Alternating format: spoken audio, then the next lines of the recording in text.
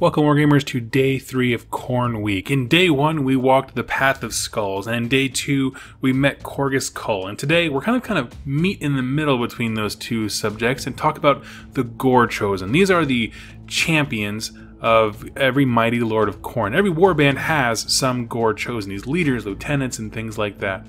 And the reason I brought up the other two videos is because, one, you see the people who make the warband for Khorne possible, right? The people below him.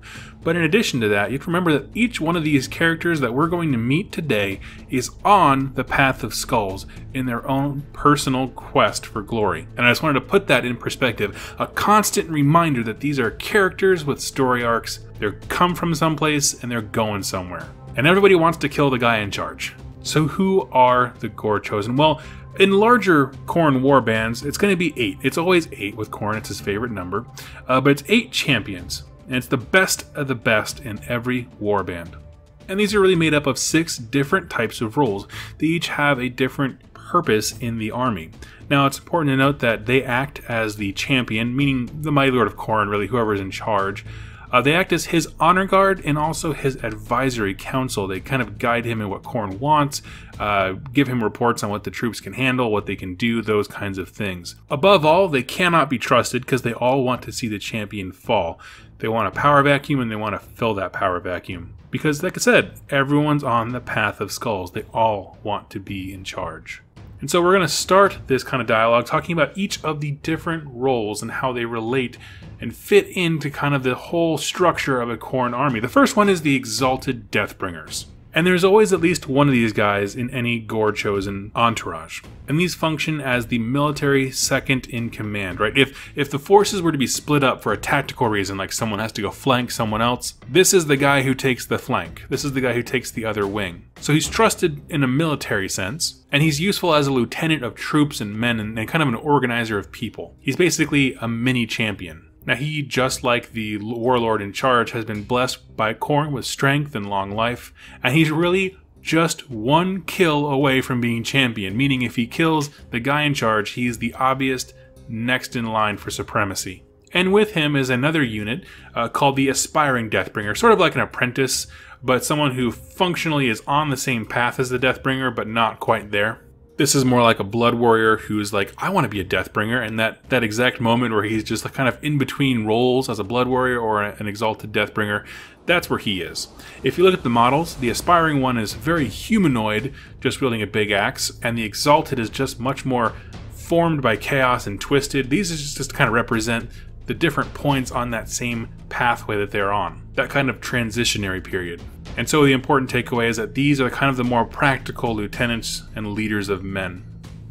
The next role we're going to talk about is the Blood Stoker. Now, on the path to greatness, right, the Path of Skulls, you can do a lot of things to please Khorne. The Exalted Deathbringers seek personal battle prowess, right? They're great leaders of men and great fighters in their own right, but there's some Khorne warriors who seek to please their god in different ways, and this is really what these different roles are about. The Blood Stokers wield men as weapons to collect more skulls, meaning there's actually a great quote by a Blood Stoker where he says, "Hand me an axe and I will slay 100 men for Khorne. Hand me my lash and I will slay him 1,000. Meaning, I can do more when I'm pushing the army rather than pushing myself. That's because these guys are masters of the art of torture and motivation. They can whip an army into a frenzy, build rage, and then shoot that army. This is the guy, if you've seen the 2-player starter set that has the Stormcast and the Bloodbound in it, he's the guy with one hand's like a trident and the other hand's holding a whip and lashing people. This is exactly what he does. He gets the army into a frenzy and then shoots it forward at the enemy. So whereas the Exalted Deathbringer is more of like coordinated attacks and things like that, this guy is on the battlefield, up close and personal, building the rage and momentum that makes larger battle plans happen.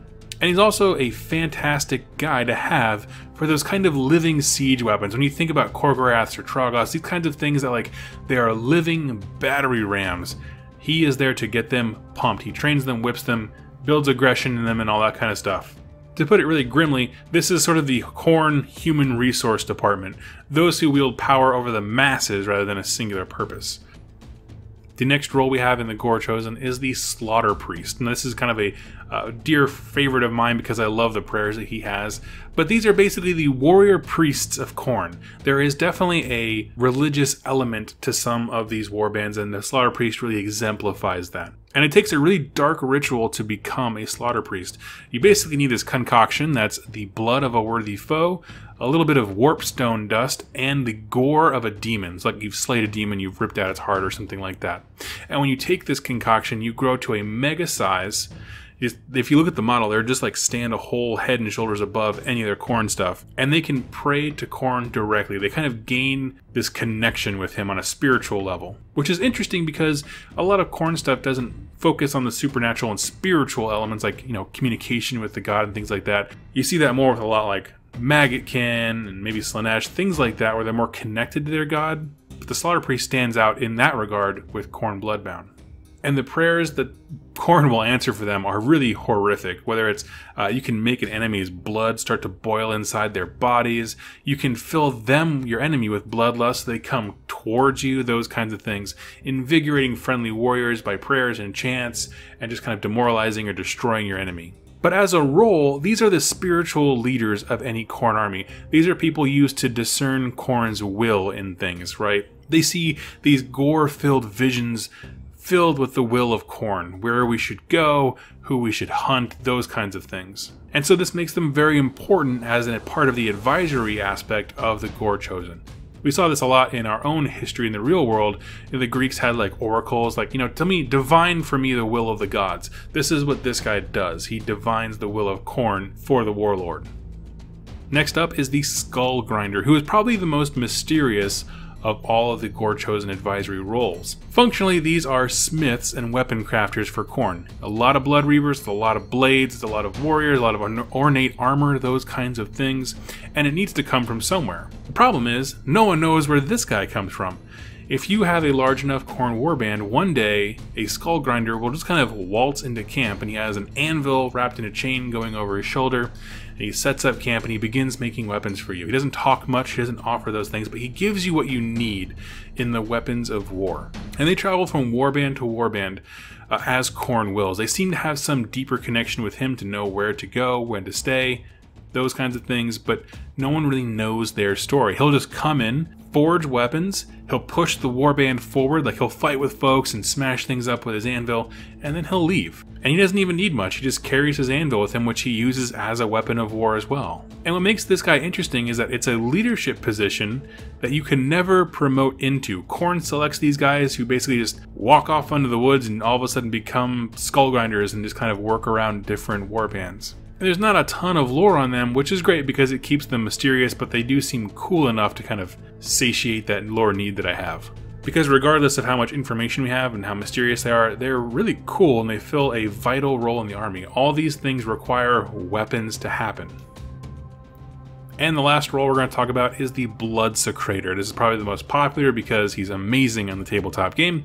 And this is the almighty banner bearers of Khorne armies, the guy with the huge banner that's like twice the size of him himself, and they act as a conduit between the realm of chaos and the mortal realms. Now, why a warrior becomes a Bloodsecrator is unknown. Some think it's because a demon marks them, like chooses them basically. Some of them think because they get cut, knocked down, and bleed on like a ley line, like a very important mystical piece of terrain and things like that. Or if something just snaps in their brain when it's a full moon. No one really quite knows. Those are all theories listed out in the Bloodbound book. But when they are turned, basically their eyes kind of glaze over, they get up and they walk away from whatever warband they're in. They were just a normal dude, now they've been selected for this. And they kind of go into this trance and walk, and they go on what's called a dark pilgrimage. And this is an epic long trek that leads them from wherever they were to Khorne's slice of the realm of chaos. And if you survive that dark pilgrimage, you come back to your first warband changed. You come back as a true Bloodsecrator. You are given the icon of Khorne, which is that big banner thing. It can look like a lot of different things and do different stuff on the table, but functionally you have now become a Bloodsecrator. Important to note that when they come back, they are nearly mindless, right? Just pure bellowing rage. They lose all but the most basic reasoning skills, maybe determine friend and foe, but not even that in battle. but barely function as humans afterwards. And when that banner is planted, that's when worlds collide. If you have never read the book Warstorm, there are 2 parts when the guy throws the banner in the ground, and the demons just like the ground turns to, just like with the Khorne's Call story I talked about yesterday, where the ground kind of turns to mud, like the earth starts bleeding upward, and all of a sudden demons start popping out everywhere. It starts raining blood. There's thunder. It's like red lightning and things like that. So it's just an epic scene that happens when he sticks that banner in the ground. Hell comes to the mortal realms, and it's awesome to see. And his presence is really just to act as a true reminder of Khorne, right? He is that constant reminder of where you're going, who owns you, and what your purpose, your sole purpose is in life, and that is to please Khorne.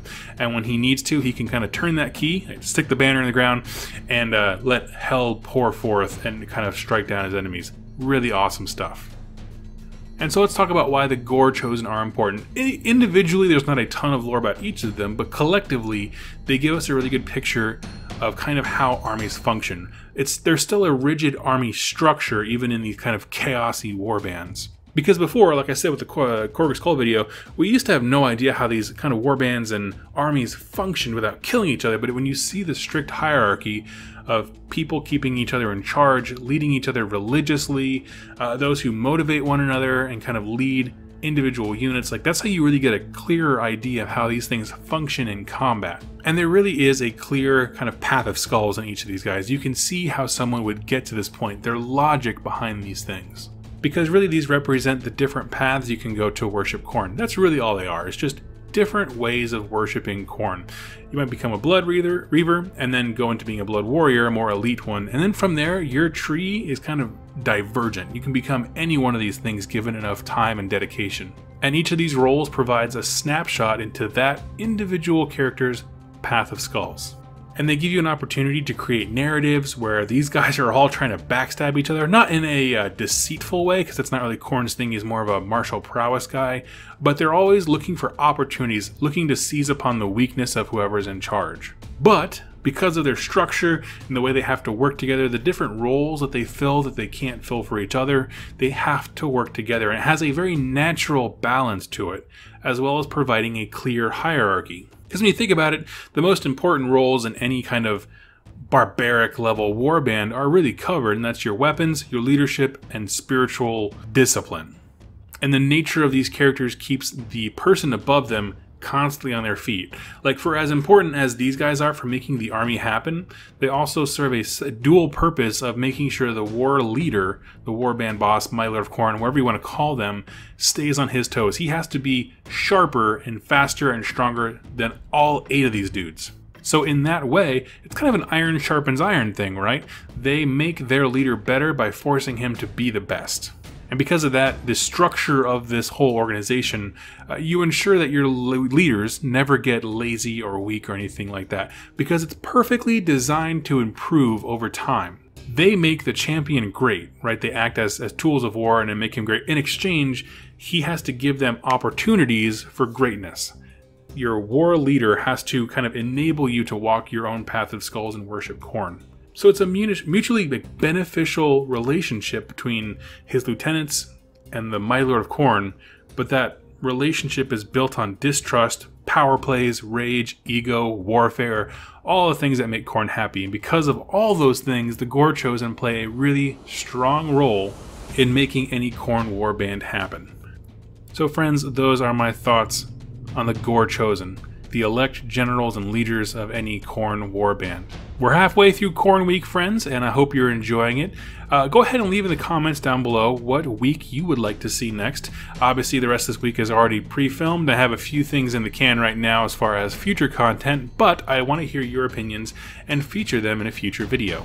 I look forward to wrapping up Khorne week, and I'm just so pumped for what's happening in Age of Sigmar right now. Thank you guys so much for watching, and happy wargaming.